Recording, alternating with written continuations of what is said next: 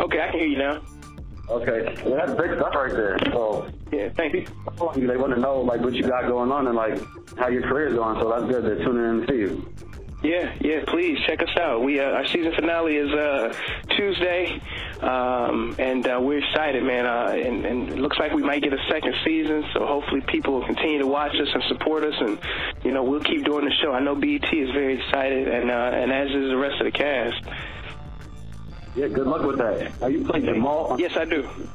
Okay, why don't you talk about your character a little bit and describe your relationship with Tasha? I was looking at a little promo video of you two, and like, you guys are feeding off of each other, so just describe that for us. I play Jamal Woodson. He's an attorney. Basically, he does more like legal aid, so kind of doing a lot of pro bono work.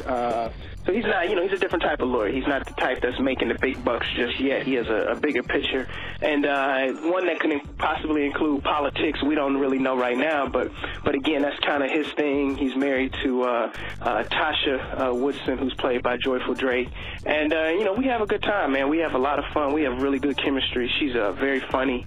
We feed off of one another. She's another one of those actresses, like kind of like in the same vein as a Bernie Mac type, where the script is just a script. And a lot of times we tend to find things in between the lines, which again really helps make our relationship on screen very believable.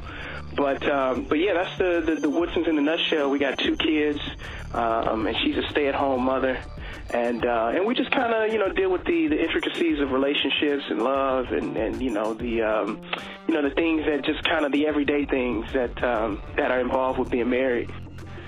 And that's pretty much it in a nutshell. So it's good chemistry that like makes the show so good, right? It's all about chemistry when it comes to things like that. I think so. I think it's important. I think it's one of them things that you either have it or you don't. And it's very. I think the shows that are successful, the Cosby shows, the Different Worlds, even Friends, all those shows have kind of a very one common denominator, and that is the cast all have a very recognizable chemistry. Bill Cosby fared very well off of Felicia Rashad, and really everybody in that cast had tremendous chemistry, and countless shows. But I think to have a successful show, the first thing you have to do is have a cast with good chemistry. Again, nobody wants to sit up and watch people, just going through the motions. I go back to shows like Martin, some of my favorite shows, and Martin and Gina had some of the most amazing chemistry on TV. They fed off of one another tremendously, and so I think it's one of the keys to a successful show. So hopefully we'll continue to build on our chemistry, continue to grow as a cast, grow as a show, and only get better and better. Yeah, you're absolutely right. Now, with that said, how would you compare yourself to other child stars? Oh, man, I don't know if I call myself a child star. I said, even though I've been in the game a minute, but I don't really know. I guess I'm a little different. I started working in Georgia, and it was just kind of fun and games for me. I kind of look at myself as having 2 careers. I started off as a kid working in Georgia, doing movies and things of that nature, just a few little television shows that came through. But when I came out to California, it was kind of like a second career for me, in that I had to then redefine myself as a young man. I was about 19 when I came out to Cali. And so, I had to start all over again. So I'm reluctant to call myself a child star, because like I say, most people just kind of go back to sister, and I was far from a kid. I was, I was about 19. I was pretty much on my way to being grown. So the stuff I did before that, I really don't count, because people don't even know it, really. People look at me and that stuff isn't even on my resume. It's people that'll get online and go, hey, man, you was in Glory. It's like, yeah, I was in Glory. But again, I was like 11 years old. So for me, it was all fun and games. You know what I'm saying? But it wasn't until I came out here and, had to really go to work. And, like I say, I had rent and bills and stuff. That's when the game changed. Before, I was just having fun. My mom and dad was coming to set with me, and I was just trying to buy Nintendo tapes and stuff. I wasn't trying to pay bills, utilities and stuff. But, so yeah, I'm reluctant to call myself say I was a child actor. I did it for fun.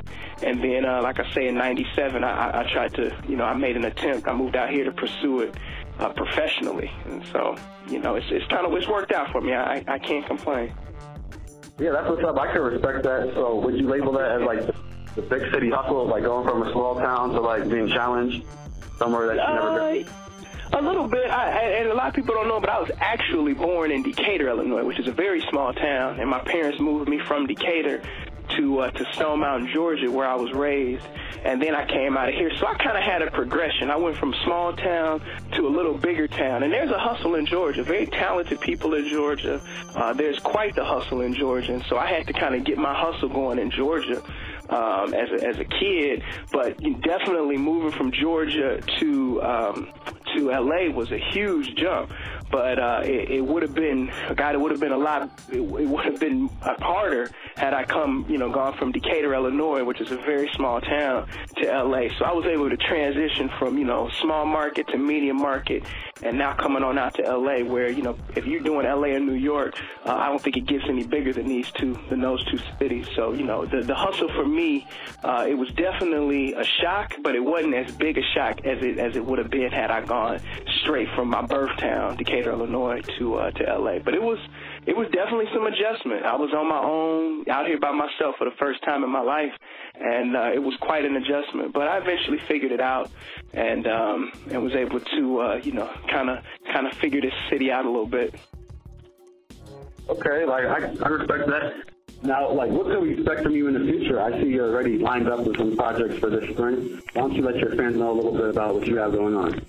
I finished a movie out in Bogota, South America, for USA Network called the Sam Axe, and it's basically a prequel to Burn Notice. I don't know if folks watch Burn Notice, but it's kind of a spy show on USA, and they wanted to do a 2-hour. I think it's about a 2-hour movie that'll premiere April 17th. We go back to Let's Stay Together. I believe it'll be the middle of May, and I think we'll do about 9 more episodes. We'll kind of round out our first season with a few more episodes. I don't know when they'll air. I'm guessing they'll air sometime in the summer. And rumor has it we'll be getting picked up for a second season. So we'll be going back and filming that second season shortly after we probably wrap up the 9 that we're doing late May, early June. So, for the summer, it's pretty much going to be about doing Let's Stay Together.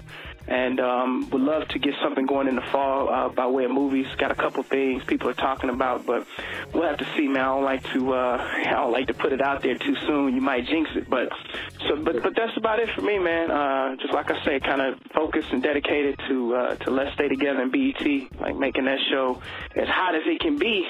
Because I figure if we can make it hot, man, people will keep watching it. People will keep watching it. They'll let us keep doing it, and that's it, man. That's right. Let's get that show on another season, all right? And there you go. So you're busy getting your passport stamped and working. Nah, it's cool. Yeah, that's my first time actually being out of the country working, so it was quite an experience. I was out there for a little over a month, and I got to see a lot of Bogota, South America. Not as much of South America as I wanted, but we were all around Bogota, Cartagena, which is a little coastal city that we kicked it at for a little while. But it was beautiful, man. It was something I'll never forget. All right, that's what's up. How are the women in South America? Are they different? It was cool, man. My Spanish is muy malo. So it was hard to communicate. Just getting stuff like food and just getting things that I wanted. It was very difficult, man. I could kick myself in the butt for not paying attention in my Spanish classes, man, when I was in high school. But it was fun, man. Beautiful place, beautiful people. Like I said, culture is amazing, and it was great just to be exposed to something different, and kind of being submerged in that culture for over a month. I was able to get find my way around and able to communicate eventually. It just took a little minute, but it's a beautiful place. That's what's up. Yeah, wish you the best of luck with everything that you're doing with comedy series. Yeah, no doubt, of course. Okay. Why don't you let everybody know where they can follow you and stay in touch with you, your social networks online? I know, man. I'm trifling, man. Right now, I really don't have anything, man. There's the BET Let's Stay Together has a webpage that on Facebook that people can get in touch with me there. I check it there. I'm kind of in between web pages right now, and I need to get up on that, man. My people are really getting mad at me, but very soon I'll be up and running on one of those social networks, and people be able to follow me. So please just kind of be on the lookout for it. But right now, man, people want to just kind of check out, support the show, man. Please check us out at Let's Stay Together on Facebook. All right, that's what's up. That sounds good. And I want to thank you once again for calling up to the show. Am I on the air with DJ Hipnotic? And yeah, everybody look out for what RonReaco Lee has coming up for the future. And I would advise you, I would just get a Twitter account and just call it a day. Hey, call it a day. All right, man, I might have to do that. There's too many different things to keep up with, but I know. But soon, I'll figure one of them out, man. But I appreciate it, DJ Hipnotic. No problem. Take care, all right? All right, man. Thank you. Bye. All right. Have a good one. Bye-bye.